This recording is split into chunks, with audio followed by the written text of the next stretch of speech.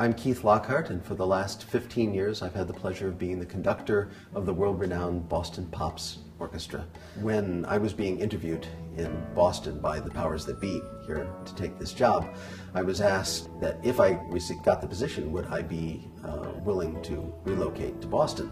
I've always loved Boston. I've always loved what it seemed to be about. It's a rich, diverse city with amazing cultural institutions, but a sense of life, a sense of commonality of purpose, the way we embrace our sports teams, the way we embrace the Boston Pops.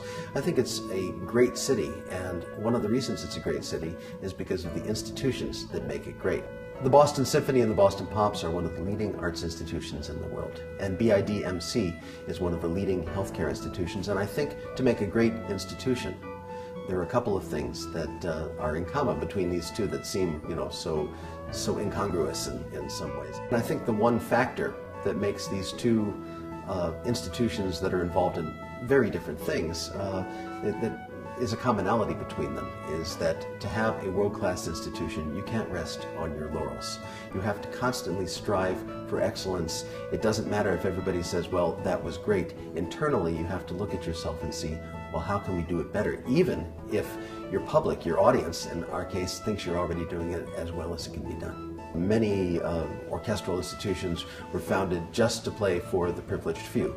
But the inception of the Boston Pops, just 5 years after the Boston Symphony's birth, the free concerts that we've done since 1929 on the Esplanade, of course culminating in the 4th of July extravaganza, are all things that were meant to reach beyond the support base, the affluent, the privileged, and to make this music exist as a resource for everyone.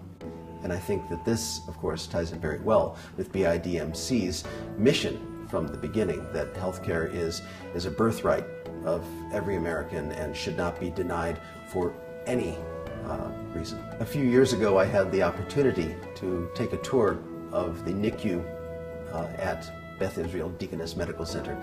And it's a very difficult journey to see all of those young lives struggling for survival, and also to realize that a lot of the extremely difficult cases will have struggles and obstacles to overcome for the rest of their lives. But I think what most profoundly I was left with, as opposed to being depressed by this, was the incredible level of nurturing, the incredible level of care that was taking place, that there were so many highly skilled professionals really dedicating their lives to making sure that these kids had a chance. And so I think, as opposed to it being a downer, it ended up being a hopeful sort of journey, and that's something that has stuck with me ever since. The thing that I'm most grateful for, overarchingly through my career and my life, is the opportunity to do something that I love as much as music and entertainment and reaching people with the power of music for a living. I think there's a tendency in modern life to get caught up in the perceived difficulties of each of our individual existences, to worry so much about how to get to the next day, how to get through your work week, how to get to retirement, whether you're going to be financially secure, whether you're going to be healthy, all of those things,